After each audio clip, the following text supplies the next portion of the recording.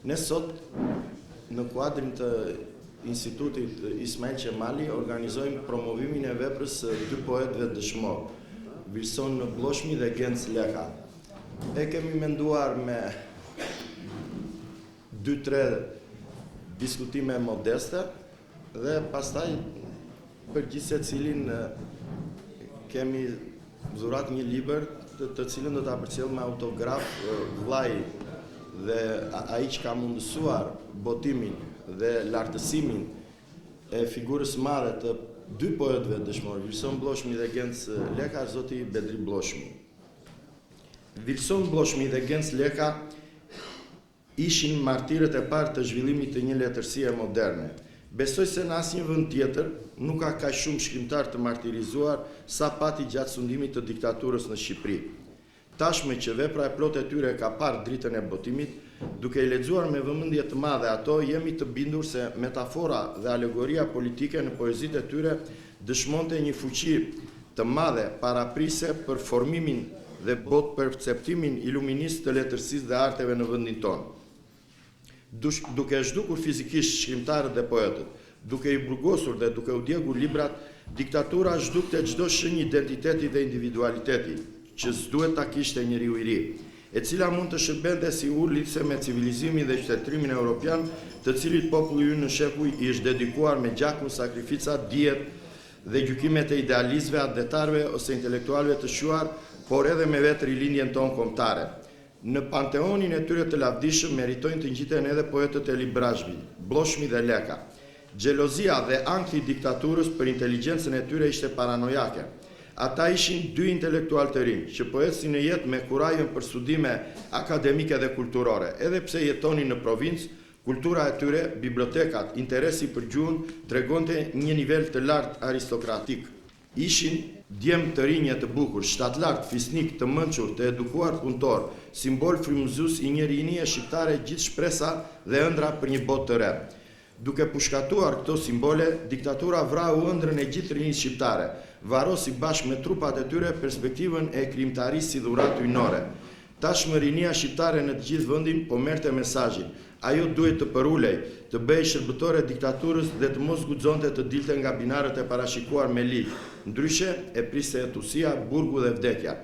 Regjimi komunist i ndëshkoi duke u aprer jetën në mes, si dhe rrugën që kishin nisur vepra e tyre letrare. Vilson Bloshmi ishte poet dhe shkrimtar i talentuar, dhe Genc Leha ishte një studius i zellshëm me të ardhme në botën akademike. Vetëm 15 vite më vonë, vepra e tyre u njoh fal punës së palodhur të vllait tjetër, ero të gjallë, Bedri Bloshmit, dhe ju hodh më shumë dritë prej zërit të intelektualëve të shuar Ismail Kadare, Sadik Beko, Sadik Spaia, Bardy Londo, Izet Sheu, Emil Lafe, Agron Tufa e të tjerë e të tjerë. Pas daljes në dritë të veprës së Vilson Bloshmit në 2008, fal kontributit të madh të Bedri Bloshmit dhe studiusit Sadik Beko, përfshi dhe bashkëpunëtorët e sipërpërmendur, është bëri mundur dhe botimi i veprës së plot të Genc Lehës. Intelektuali Genc Leha kur nuk u nda nga poeti Vilson Bloshmi, edhe pse e dinte që një ditë i njëjti zjarr ndëshkues do t'i diqte të dy bashkë. Leha pati të njëjtat pasione, letërsinë, përkthimin, poezinë, por ndryshe nga Vilsoni, si një punëtor mendje, si një studiues skrupulos, punonte ditë e natë mbi idet etnografike, gjurmimeve folklorike të traditës. Çdo gjë që zbulonte përpiqej t'i afronte shkencës etnografike shqiptare me arsyetim të shëndosh dhe shkencor. Aty, përmes asaj kaligrafie të artë, studimeve të shumta me shkrim dore, të mbledhura me vullnet të pahapur, janë fshehur thesaret të etnografisë sonë.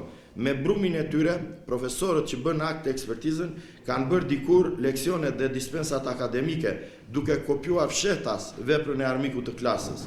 Kur lexon veprën me studime etnografike të Genc Lehës, dallon një përpjekje për t'u përshtatur me kërkesat e kohës në vepër. Bloshmi e Leha ishin në çdo kohë bashkë, shpirtërisht e mendërisht, simboze një mendje të ndritur, prandaj ata martirizuan bashkë. Por nga që i pari, Vilson Bloshmi përfaqësohet me një vepër më të plot letrare, unë personalisht aty kam ndier nota të një proteste inteligjente të këtij poeti ndaj sundimit diktatorial dhe izolimit nga bota e qytetëruar. Edhe pse nuk u shpreh në një konfrontim të hapur sy për sy, por një konfrontim që vinte së thelli dhe së brendshmi, natyrshëm. Jo më kot, poezia e tij Saharaja ju nënshtrua një akt ekspertize letrare në etusin e tij. Në etusit e gjithë shkallëve, bashkë me bloqet e poezive dhe përkthimeve që kishte bërë Wilson Bloshmi. Saharaja s'di të ëndëroj, ajo bluan gur me mend të saj. Saharaja s'ka këngë të këndoj, Saharaja s'ka as lot të qaj. Edhe pse poezia është ndërtuar mbi një simbolik klasike dhe të pastër, të vetë mjaftueshme për ta qasur Saharan me çdo shkretit të kësaj bote shpirtërore, mendore, morale, gjeografike dhe politike, fabula e saj nuk ka asgjë të ngjashme me Shqipërinë, por mjafton njëri prej elementeve të saj, muzikaliteti që përcjell kjo poezi, sa për të mbajtur përkatësinë origjinale dhe zanafillore të lindjes së simbolit letrar. Saharaja, shkretëtira e Wilsonit, shkretëtira jon. Në kohën që e shkrova kam pasur dëshpërim, ka pohuar me gojën e tij Wilsonin e Etusi. Muzikaliteti tradicional i vargëzimit shqip nuk ishte edhe aq në stilin e poetit, por ka bërë gjithkënd të kuptoj se ky fakt rrëfen se simbolika e poezisë ka si piknisje protestën për gjendjen e Shqipërisë, izolimin e saj, shkretimin intelektual e shpirtëror. Nuk ka pasur as pak qëllim propagandistik siç e kanë akuzuar dhe për cilin e ekzekutuar. Wilson Bloshmi si poet i mirëfillt nuk e konceptonte dot të përfshinte artin e tij në një mision propagandistik. Gjatë gjithë pyetjeve që ka bërë Etusia, duke e mbajtur si të pandehur, merr të njëjtën përgjigje. Ai bën një art që del nga shpirti, por dhe një art që e lejon atë dhe të tjerët të shikojnë se diktatura komuniste është dhuna më absurde ndaj njerëzimit. Tek idealisti dhe poeti Bloshmi kishte ngecur keq teu i propagandës komuniste. Sundimi i saj nuk do të zgjaste dot nëse nuk shplante shpirtrat dhe mendjet e njerëzve. Kur e shkroi Saharan, Bloshmi duhet të ketë qenë në të njëjtën gjendje që ka qenë Azdreni kur shkruante poezinë e tij Lulkuqa. Lulkuqe e gjora e mjera as gjikundi s'ka shtëpi, e shkon jetën në arati. Çdo kohë e zezë e Shqipërisë lind në një mënyrë ose në një tjetër rilindsin e saj, fëmijën e saj të lirë që qanë për fatin e zi. Saharaja e shkret e Bloshmit, ashtu si Lulkuqa e mjere e Azdrenit, mbartin fort në kontekstin e tyre kritikat e kundërshtive e kundërvënjet më të ashpra ndaj realiteteve shoqërore, politike dhe historike. Që të dyja këto poema të krahasuara nuk kanë vetëm elemente simbolike për gjendjen dhe raportet metaforike brenda një individi. Shtëpia e humbur e Lulkuqes së Azdrenit, aratia metaforike e saj, ndërkohë që në natyrë ajo ngul mirë rënj, është po aq simbol politik e social për fatin e Shqipërisë sa janë edhe metaforat e Wilson Bloshmit tek Saharaja. Saharaja nuk ka miq e shok. Saharaja nuk ka bi, as bir. Saharaja është një cop tokë, thonë se dhe me natën nuk shkon mirë. Pra siç shihet, në natyrë Saharaja është vetëm një ranishte përvëlluse, ndërsa miqt, shokët e bijat deshifrohen në një kontekst tjetër. Ky këndvështrim që jam duke përqasur është i lidhur ngushtë me një lutje për ta lexuar të gjithë veprën e Wilson Bloshmit, sepse leximi i kësaj vepre na bën të kuptojmë se sa i qëllimshëm, i rrezikshëm dhe kriminal ishte vënia në giotin nga komunizmi e kësaj mendje të ndritur dhe sa i rrezikshëm ka qenë komunizmi për kulturën tonë. Nuk kam dëshirë ta quaj vrasjen e dy poetëve thjesht një veprim absurd të atij regjimi, sepse shoh tek vepra e plotë e Wilson Bloshmit një kompozim artistik e ideo-emocional aq të lartë saqë ajo na sjell gjithmonë kuptime të nënujshme. Fjalë të ushqyera në një habitat të pasur intelektual e shpirtëror, dhe si e ka dëshmuar në vargjet e tij këtë pasuri. Njeriu me shpirt të vërtet përfytyron në mënyrë fisnike dhe përfytyrimi në mënyrë fisnike zbukuron deri në idealizëm objektin e përfytyruar. Wilson Bloshmi është njeriu që aspiron ndryshimin e mendjes dhe të shpirtit në veten e tij, e pastaj tek të tjerët, banorët e Saharas Shqipërisë.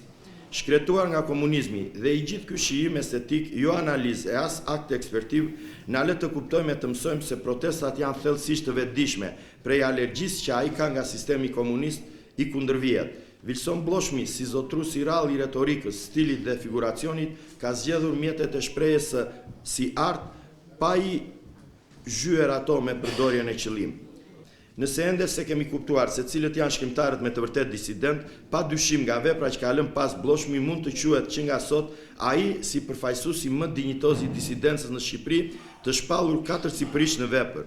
Bloshmi është disidenti i parë, zëri i parë, thirrja e parë kundër rrezikut së sundimit dhe ideologjisë komuniste, bindja e parë për lirinë e individit për të realizuar sipas meritave dhe i vetmi shkrimtar që nuk u detyrua të bëjë disidencë pasi të ishte minjanuar nga një post i rëndësishëm në pushtetin e diktaturës, as ta kishte ndihmuar më para atë. Është nga trallët që qëndroi edhe kur e dinte se çfarë priste, nëse nuk përkrante ideologjinë. Ai ka lënë dhe një testament politik që e dëshmon këtë. Më mirë një jetë e zezë me faqe të bardhë, se sa një jetë e bardhë me faqe të zezë. Apo tjetra, nëse nuk munda brengës t'i bëj ballë, zjarë përsëri kam në shpirt të djegur, nëse më i vdekur jam nga çdo i gjallë, mirë pra, më i gjallë jam se çdo i vdekur. Në sallën e gjyqit, Bloshmi ese kundër çdo avokatie mbrojtëse, kundër çdo alibie që t'i shpëtonte ndëshkimit të një gjyqi makabër.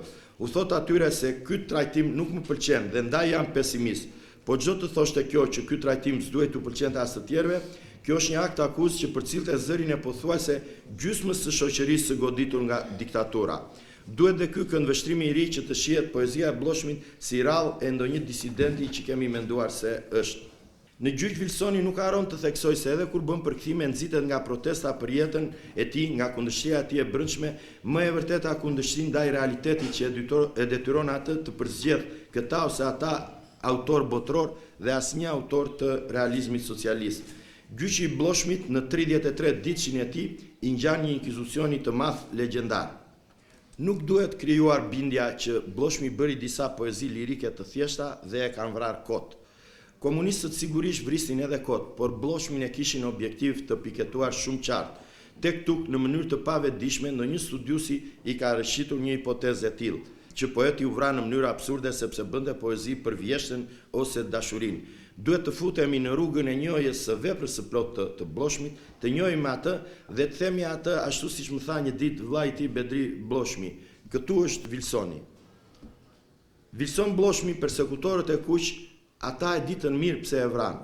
E zgjodhën, e përzgjodhën nga një familje fisnike. E ndiqnin, e përgjonin apasapi sepse e dinin mirë nga i vinte atij drita e diturisë. Komunistët ja mbyllën një herë përgjithmonë atë dritë për të zezën e lirisë son, për të zezën e letërsisë son, që nuk e pati më rrugën aq të mbarë sa e kishte nisur një poet të përkthyes me dhunti gjeniu si Wilson Bloshmi. Wilson Bloshmi i kishte për zemër simbolet, sikur ta dinte një ditë se do të ishte simbol i të gjitha simboleve më të përparuara humane.